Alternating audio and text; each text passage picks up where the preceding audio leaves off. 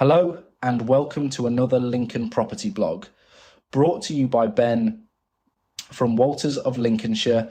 This week we look at the government's plans to introduce sweeping reforms to make commonhold the new norm for flats and what this means for the 3,707 Lincoln leaseholders. The government has taken a significant step towards abolishing leasehold properties in England and Wales, introducing a white paper that proposes making commonhold the default tenure for flats and apartments. The reforms, which aim to phase out leasehold for the 4,006,038 English and Welsh leasehold homes, have been described as the beginning of the end for a system often criticised as outdated and unfair. But what does this mean for Lincoln homeowners and buy-to-let landlords, particularly those looking to sell in the coming years? In this article, we'll explore the proposed changes, the benefits and drawbacks of commonhold, and what Lincoln flats owners should consider as the transition unfolds. What is changing with leasehold? Under the current leasehold system, homeowners who buy a leasehold property have the right to occupy a property for a fixed period of say 99 or 125 years, but do not own the building. There is a separate freeholder who retains ownership of the whole building, often charging service fees and ground rent and making key management decisions. Leaseholders since 1977 have had the right to extend the term of their lease using a technique called enfranchisement.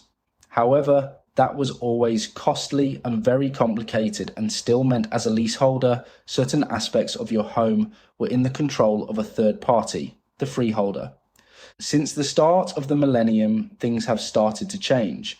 The government tried reinvigorating commonhold, a system where homeowners collectively own the building and control its management through the Commonhold and Leasehold Reform Act 2002, which came into effect in 2004. However, it failed to gain widespread adoption due to legal and financial complexities, lack of lender support, and resistance from developers. Hence, the current government reforms aim to address these barriers and make common the default system for flats. In the summer of 2024, the Conservative government passed leasehold reform legislation, Leasehold and Freehold Reform Act 2024, but it was widely criticised for being significantly watered down compared to earlier promises. The reforms aim to make it easier and cheaper for leaseholders to extend their leases and buy the freehold of their homes. However, they stopped short of an outright ban on leaseholds for flats, which was a major disappointment to campaigners. Key points of the Conservative 2024 legislation included abolition of leasehold for new houses, but not new flats. Cap on ground rents for existing leasehold properties. Easier process for leaseholders to buy their freehold, but with some restrictions. Streamlining commonhold as an alternative to leasehold for flats, though take-up remained low. Critics, including Labour and leasehold reform groups, argued that the legislation failed to tackle the core issues, particularly for leaseholders in flats, who remained tied to often exploitative freeholders and costly service charges. Labour at the time promised much more radical reforms if they came into power, including abolishing leasehold altogether and transitioning flats to commonhold. The new Labour government are pushing ahead with a more ambitious plan to phase out leasehold entirely and move to commonhold. However, practical challenges remain, such as handling existing leaseholds, particularly for complex multi-owner buildings. The government say these reforms will create a fairer system, similar to what is already in place in many other countries, including Australia and the United States. The key elements of the proposal include a streamlined process for existing leaseholders to convert to commonhold, new protections to ensure managing costs remain fair and transparent, stronger rights for homeowners to make decisions about their buildings. Before I talk about commonhold, I must stress this does not affect short-term leasehold properties. If you are a tenant renting a property on a short-term assured short-hold tenancy, a rolling monthly periodic tenancy from a buy-to-let landlord, don't worry, these changes won't affect you. When we talk about leasehold reform, we're referring to long-term property ownership leases, which typically last between 90 and 150 years or even longer. If you're a tenant, your rental agreement remains the same, and these reforms won't impact your ability to rent or renew your tenancy, nor will it give you the right to buy the freehold. The pros of commonhold. For many, commonhold presents an appealing alternative to leasehold. Here are some of the key benefits. True ownership. Unlike leasehold, commonhold allows homeowners to own their property outright, but with no expiry date. There is no lease to extend, no risk of the lease running down, and no ground rent. More control. Residents will be able to manage their own buildings, meaning they can decide how service charges are spent and who is responsible for maintenance. No ground rent. Leaseholders face costs that can escalate unpredictably, but commonhold removes ground rent. A fairer system for buyers and sellers. Theoretically, this could remove some hurdles that make leasehold properties less attractive to buyers, potentially increasing demand. While the government's plans sound promising, there are challenges to consider. Management responsibility. Homeowners in a commonhold will collectively manage their buildings, which means they will have to take responsibility for decision-making. Disputes over costs, maintenance, and responsibilities could arise, especially in large developments. Financial contributions and risks. While leaseholders complain about service charges under freeholders, managing a building under a commonhold still requires collective contributions. If some owners struggle to pay, it could create financial difficulties for the whole building. I am sure the government will introduce legislation to mitigate this.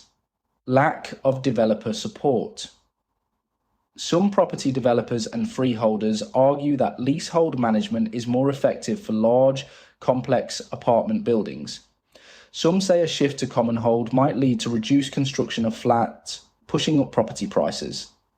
I believe this is a scare tactic from new home builders, and even if it were true, I would say the prices of flats have been steady for the last decade, so this could be a welcome bonus for homeowners.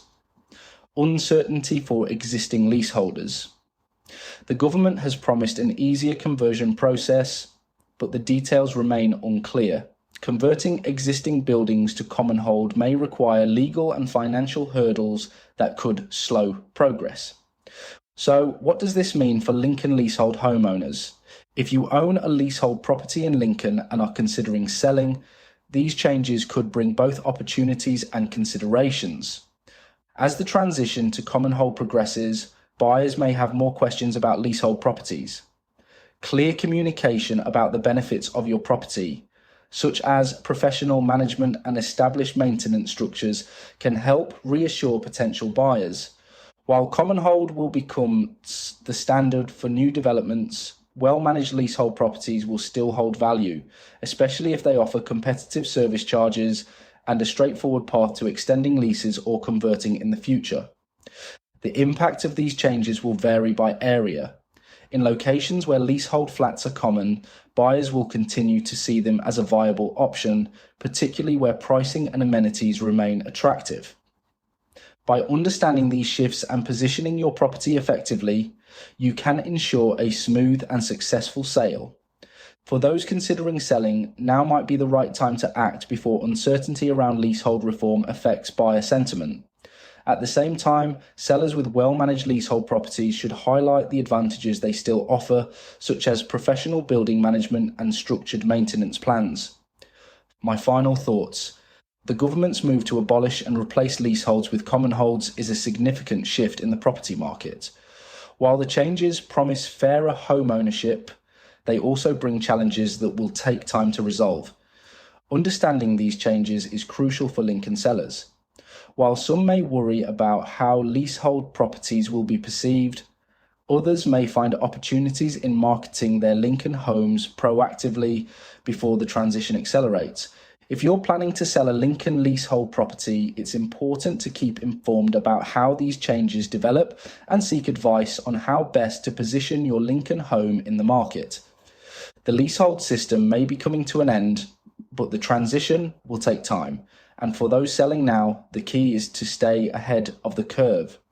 Should you have any questions about anything in this or any of my other articles on the Lincoln property market, please do not hesitate to give me a call on 01522 512 513 or drop me a message on social media.